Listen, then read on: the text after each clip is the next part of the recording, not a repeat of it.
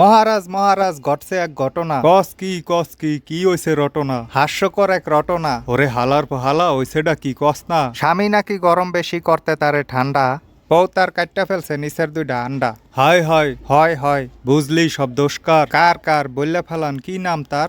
আছে এক মহা দুষ্কর এই রাজ্যে, যখনই কোনো ঘটনা ঘটব সব দোষ তার যে। কার যে কেডা হে হুনি? টিকটক নাম তার মহা এক শনি। তাইলে ওই যে পোলাপান নেশা করে জোশে, টিকটকের দোষে। ধর্মের কোনো নাম নাই, সবাই লিপ্ত অপকর্মে। টিকটকের মর্মে।